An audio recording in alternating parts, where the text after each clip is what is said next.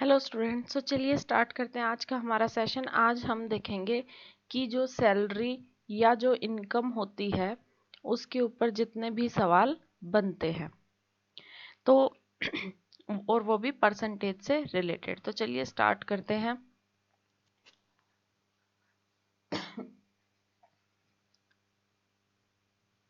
तो पहला सवाल है कि जो मोहन है वो 14% बचत करता है अपनी सैलरी की, और जो सोहन है वो 22% बचत करता है अपनी सैलरी की। मतलब जो भी सैलरी है उसमें से मोहन 14% बचा लेता है और सोहन 22%। अब अगर दोनों को सेम ही सैलरी मिलती है और सोहन जो है वो 1540 रुपये बचा लेता है, रुपए में तो 1540 बचाता है और परसेंटेज में 22। तो बताइए मोहन की सेविंग्स क्या होंगी। तो देखो इसमें कहा है कि जो सैलरी है वो दोनों की सेम है, यानी कि जो भी हम चीज मानेंगे वो सोहन और मोहन के लिए बराबर माननी होगी। अगर इसकी हमने सैलरी 100 मानी है तो मोहन की सैलरी अगर 100 मानी है तो सोहन की भी क्या मानेंगे, 100। तो हमने मान ली क्योंकि लिखा है कि जो दोनों हैं उनको एक जैसी सैलरी मिलती है। अब 100 में से 14 तो बचा लेता है मोहन, और सोहन बचा लेता है 22। तो ये क्या है, यूनिट। ठीक है, ये सारे ही क्या है, यूनिट। अब 22 यूनिट बचा लेता है सोहन, लेकिन पेपर क्या सवाल में क्या दिया हुआ है कि वो बचाता है 1540। हमारे हिसाब से 22 यूनिट बचाता है और सवाल के हिसाब से 1540 बचाता है। तो एक यूनिट की वैल्यू क्या आ जाएगी, एक यूनिट की वैल्यू आ गई 70। अब एक यूनिट की वैल्यू आ गई 70 और हमसे पूछी है कि मोहन कितनी बचाता है। तो मोहन 14 यूनिट बचाता है, तो इसका क्या हो जाएगा, इसको कर देंगे हम 14 से गुणा। तो 14 यूनिट बराबर ये आ जाएगा 980। आई थिंक ऑप्शंस में कोई मिस्टेक है, इसका आंसर होएगा 980 रुपीज। ठीक है, चलिए नेक्स्ट सवाल देखते हैं। एक आदमी है जो अपनी आय का 40% तो खर्च कर देता है खाने पे। जो बचा मतलब 40% खर्च करने के बाद जो बचा उसमें से एक तिहाई जो है वो किस पे, ट्रांसपोर्ट पे, यातायात पे लगा देता है। अब इतना खर्च करने के बाद उसके पास बचते हैं 9,000 रुपए। तो बताइए उसकी सैलरी क्या है। तो देखिए, जब इन सवालों को दो तरीके से कर सकते हैं, वैसे तो कई तरीके हैं, लेकिन जिसमें रिमेनिंग लिखा हो ना, जिसमें क्या लिखा हो कि भाई जो आगे जो खर्च चल रहा है वो किस में से चल रहा है, रिमेनिंग सैलरी में से या रिमेनिंग क्वांटिटी में से अब हम जो है वो खर्च कर रहे हैं। तो बची हुई क्वांटिटी में से जब हम खर्च करेंगे तो उसके लिए दो मेथड सबसे ज़्यादा सही रहते हैं। अब वो कौन से मेथड है, पहला मेथड कि आप x मान के कर लीजिए। कैसे, मान लीजिए कोई चीज x थी, ठीक है, अब उसमें से उसने 40% खर्च कर दिया, यानी कि ये क्या है, x क्या है, उसकी टोटल सैलरी। ठीक है, अब उसने x में से कितना खर्च कर दिया, 40% खाने पे खर्च कर दिया। तो हमें आखिरी में क्या दिया हुआ है, सेविंग्स। तो हम सेविंग्स दिया हुआ है ना, इसलिए खर्चा नहीं लिखेंगे, क्या लिखेंगे, बचत। कि भाई जो इनकम है उसमें से कितनी बचत हुई। अगर हमें यहाँ पे लिखा होता एक्सपेंडिचर तो हम इसमें खर्चा लिखते, लेकिन अभी हमें सेविंग्स दी हैं तो हम जो भी चीज है उसकी सेविंग्स लिखेंगे। तो एक बात बताइए, अगर उसने 40% खर्च कर दिया तो बचा कितना उसके पास, 60%। क्योंकि 40% रुपए उसने तो उड़ा दिए खाने पे, अब बचे कितने उसके पास, 60%। 60% का मतलब क्या होता है, 3/5। या आप ऐसे भी देख सकते हैं, 40% को लिखते हैं 2/5। जब 5 में से दो चीज खर्च कर दी तो बचेगी कितनी, 3। तो यानी 3/5। ठीक है, अब उसके बाद में कह रहा है कि जो बचा, यानी कि जो अब ये जो चीज है ये क्या है, उसके पास बचे हुए रुपए, इनमें से भी वो एक तिहाई खर्च कर देता है। भाई इन बचे हुए रुपए में से भी एक तिहाई खर्च कर देता है, 3 में से एक हिस्सा खर्च कर दिया तो बचा कितना, 2 हिस्सा 3 का। तो 3 का 2 हिस्सा बचा। अब ये जो है, ये सारी जो बचे हुए रुपए हैं ये किसके बराबर है, 9,000 के। ठीक है, ये सवाल में दिया हुआ है कि वो किसके बराबर है, 9,000 के। तो अब एक्स को सोल्व कर देंगे और हमारी मंथली सैलरी आ जाएगी। 3 से 3 कट गया, 9,000 गुणा 5/2। इसको करेंगे तो ये आएगा 4500, 4500 गुणा 5 कितना आ जाएगा 22,500। तो 22,500 A is the correct option. I hope आप सभी को समझ में आया। चलिए नेक्स्ट सवाल देखते हैं। नहीं आया तो इससे क्लियर हो जाएगा, बिल्कुल वैसा ही है। अब देखिए, एक आदमी है जो अपनी सैलरी का 12.5% तो किस पे खर्च कर देता है, डेली यूज के आइटम्स पे, यानी कि जो रोजमर्रा की जिंदगी में काम आने वाली चीजें हैं। जो बचा, मतलब 12.5% उसने अपनी सैलरी का खर्च कर दिया, इसके बाद जो बचा उसमें से भी 30% उसने किस पे खर्च कर दिया, घर के किराए पे। अब इतना सब खर्च करने के बाद उसके पास बचते हैं 29,40 रुपए। तो देखिए 12.5% को क्या कहते हैं, 12.5% का मतलब होता है 1/8।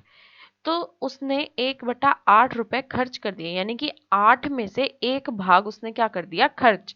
जैसे ये कोई चीज है, इसमें हमने कर दिया 8 भाग, 1 2 3 4 5 6। अब कितने हो गए, 1 2 3 4 5 6 7 8।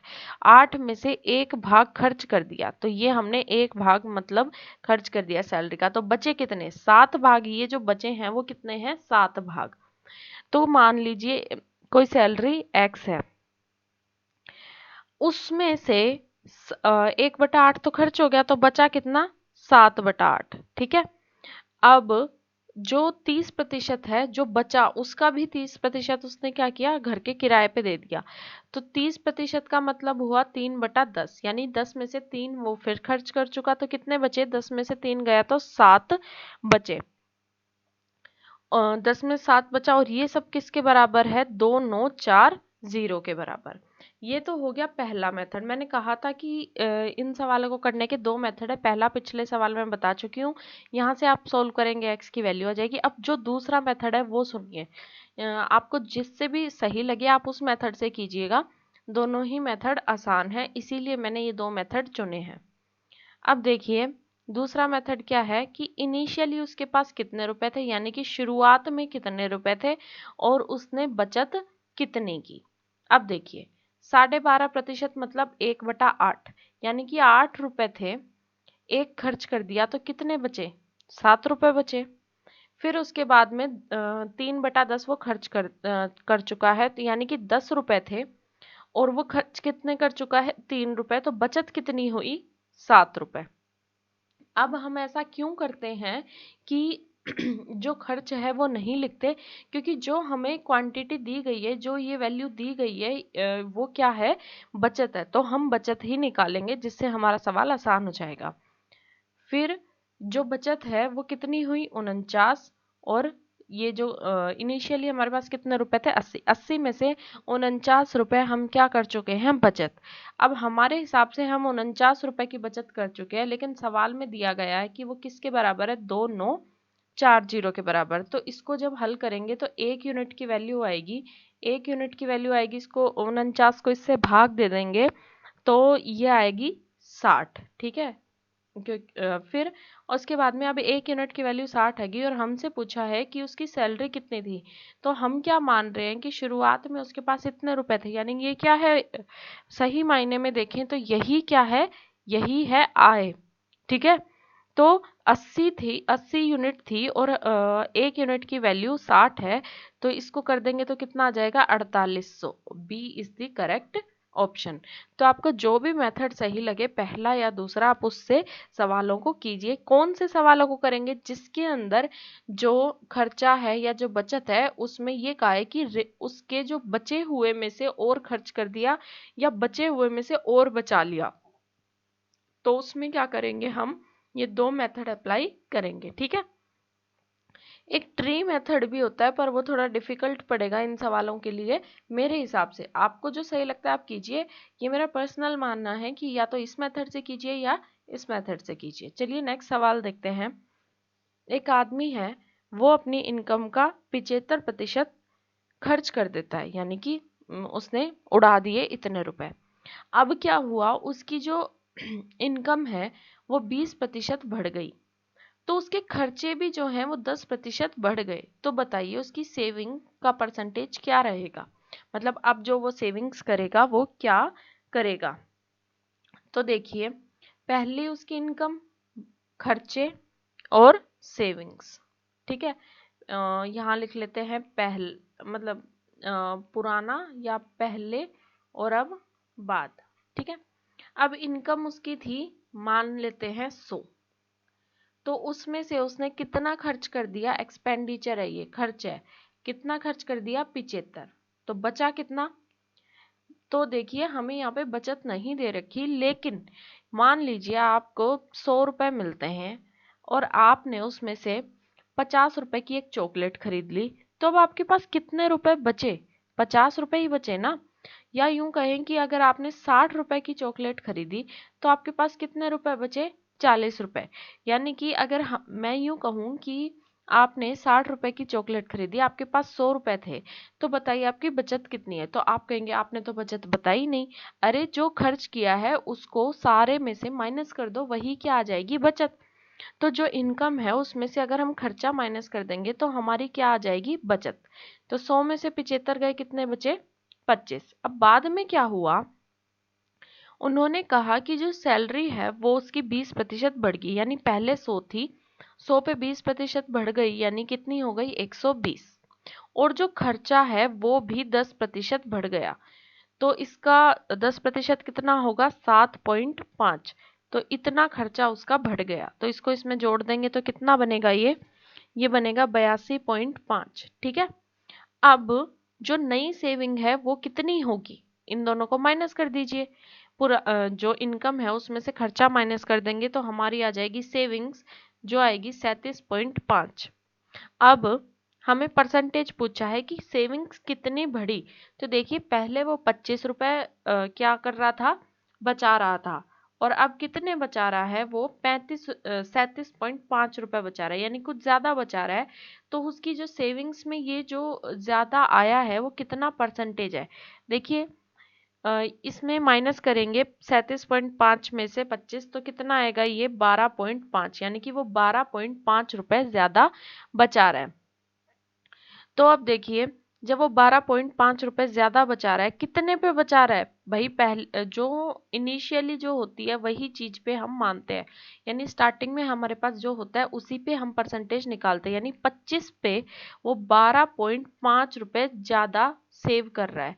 तो परसेंटेज आ जाएगी 25 चौका 100, और ये आ जाएगी 12 चौका 48 और 2 50, तो यानी कितना, 50%। तो वो कितना बचा रहा है, अब जो परसेंटेज है उसकी जो बढ़ोतरी हुई है सेविंग्स में वो कितनी हुई है, 50% की।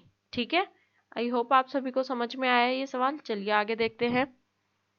अगर टोटल मंथली इनकम 12 लोगों की 72,000 है, यानी 12 लोगों की जो इनकम है वो 72,000 है, एक की हमें नहीं बता रखी, अब हमें 12 लोगों की बता रखी है। और जो एक जने की इनकम, और उनमें से जो एक income of one of them, यानी कि इनमें से जो भी ये 12 लोग हैं उनमें से एक जने की इनकम कितनी है, 120%। कितने की, एवरेज इनकम की, एवरेज इनकम की, यानी कि जो औसत आय है उसकी 120% है इनमें से एक की।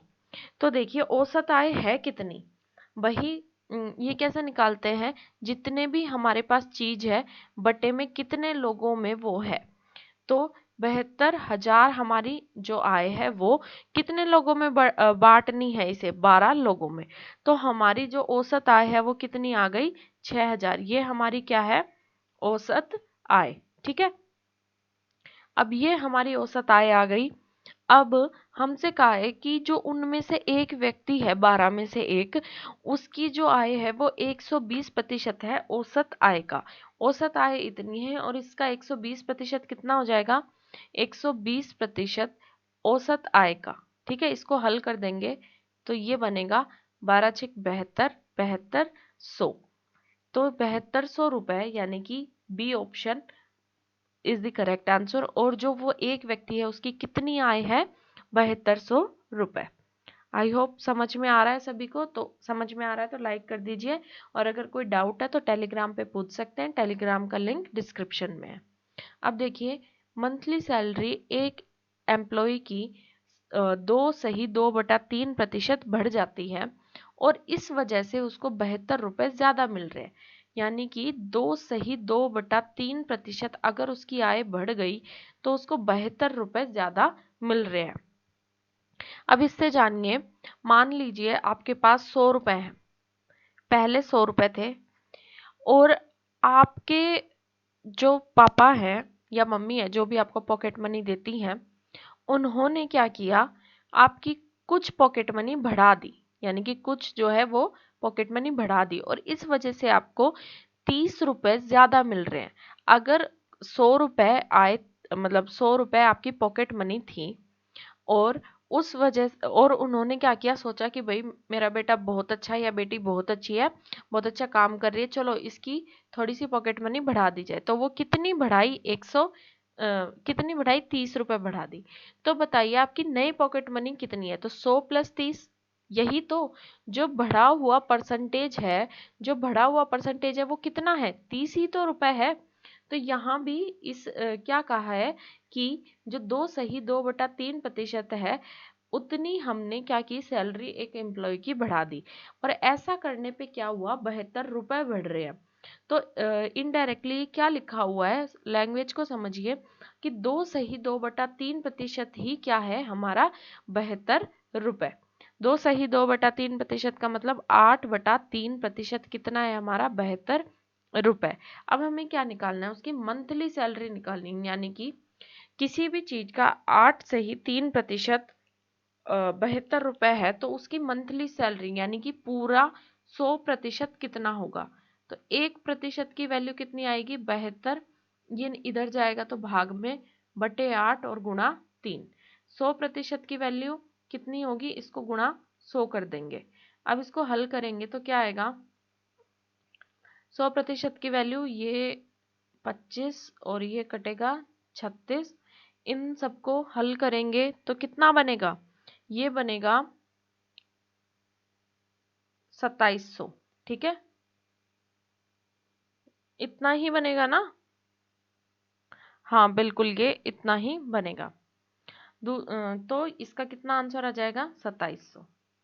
अब देखिए, एक क्लर्क है जिसको सालाना जो सैलरी है, मंथली नहीं एनुअली, एनुअली यानी सालाना, मंथली यानी महीने पे, एक क्लर्क है उसे सालाना जो सैलरी है वो इतनी मिल रही है। ठीक है, कि कौन से साल में, 2015 में। अब उसकी जो सैलरी है वो 20% ज्यादा है 2014 की, यानी 2014 में उसकी कोई भी सैलरी थी उसका 20% ज्यादा, 20% ज्यादा यानी 120%। 20% ज्यादा का मतलब क्या हुआ, 120%, और वो कितनी है, 360, ठीक है, 3660 रुपए। तो एक्स की वैल्यू बताइए, यानी कि जो उसकी सैलरी 2014 में थी उसी का तो 120% ये है। तो इससे एक्स की वैल्यू निकालेंगे, आंसर आ जाएगा। अब दूसरा तरीका क्या है कि 20% का मतलब क्या होता है, 20% का मतलब होता है 1/5। तो और ये क्या हो रहा है, बढ़ रहा है, यानी कि ओरिजिनली उसकी सैलरी 5 थी और अब कितनी हो गई, 1 बढ़ के 6 हो गई, ये न्यू है, नई वाली सैलरी है। तो 5 थी 6 हो गई। ठीक है, और कहा कि जो बढ़ी हुई सैलरी है वो 3660 के बराबर है, यानी कि ये जो 6 यूनिट है, 6 यूनिट किसके बराबर है हमारा, 3660 के बराबर। तो 1 यूनिट कितने के बराबर आ जाएगा, 3660/6, और हमें निकालना क्या है, 2014 की सैलरी, यानी पुरानी सैलरी, पुरानी सैलरी का मतलब 5 यूनिट, गुणा 5 कर देंगे तो ये आ जाएगा। इसको करेंगे तो 610 गुणा 5, तो ये बनेगा 0, 30, 50, तो 30,000, 30,000 नहीं, 3050 रुपए क्या है उसकी मंथली, 2014 में उसकी सैलरी थी। ठीक है, और ये सैलरी कितनी थी, मंथली नहीं एनुअली थी। जब एनुअली लिखा है तो 2015 की सैलरी एनुअली है तो 2014 की भी क्या आएगी, एनुअली। ठीक है, चलिए नेक्स्ट देखिए, और लास्ट सवाल है, इसके बाद में जो ये खर्चा है, सैलरी है, इस पे सारे सवाल खत्म होते हैं। सीमा spent on food 35% and okay, सवाल में थोड़ी सी मिस्टेक है। सवाल ये था कि जो सीमा है वो 35% अपना खाने पे खर्च करती है, 5% अपनी सैलरी का बच्चों की पढ़ाई पे खर्च करती है। ठीक है, तो अब 2016 में उसने क्या है, इतने रुपए खर्च कर दिए इन दो आइटम्स पे। तो बताइए उसकी सैलरी कितनी है। यानी कि कोई उसके पास सैलरी थी 100, उसमें से 35 तो वो खाने पे खर्च कर देती है और 5 वो खर्च कर देती है बच्चों की पढ़ाई पे। ऐसा करने के बाद वो कितना खर्च कर देती है, 17,600 रुपए। अब देखिए हम यहाँ पे खर्चा क्यों ले रहे हैं, क्योंकि हमें ये क्या दिया हुआ है, खर्चा ही दिया हुआ है। पिछले सवालों में हम सेविंग्स ले रहे थे, क्यों, क्योंकि हमें जो वैल्यू दी हुई थी ये वाली, वो किसकी दी हुई थी, सेविंग्स की। जब आपको जो ओरिजिनल वैल्यू है वो सेविंग्स की दी हो तो यहाँ से भी आप क्या निकालेंगे, सेविंग्स। ठीक है, और खर्चे की दी हो तो यहाँ से भी आप क्या हल करेंगे, खर्चा। तो 35 वो खाने पे खर्च कर रही थी, 5 वो अपनी सैलरी का बच्चों पे खर्च कर रही थी। अब उसने ये नहीं कहा कि रिमेनिंग का 5%। अगर रिमेनिंग का 5% कहती तो हम इसका 5% निकालते, लेकिन उसने कहा कि 5% तो वो किस में से होगा, उसकी ओरिजिनल सैलरी में से। तो वो कितना खर्च कर रही है, ऐसे 40 यूनिट। भाई टोटल वो कितना खर्च कर रही है, 40 यूनिट, लेकिन सवाल के हिसाब से वो कितना खर्च कर रही है, 17,600 रुपए। तो एक यूनिट की वैल्यू आ जाएगी यहां से 40, और कहा है कि सैलरी कितनी थी, तो यानी कि 100 यूनिट। हमने टोटल सैलरी कितनी मानी थी, 100। तो 100 यूनिट की वैल्यू आ जाएगी 40,000, 4,000 या 40,000। एक मिनट, हाँ यहाँ पे 44 आएगा। एक यूनिट की वैल्यू कितनी होगी, 44। तो ये कितना बनेगा, 44,000। ठीक है, तो ये आंसर आएगा 44,000। तो C is the correct option. I hope आप सभी को समझ में आया सेशन।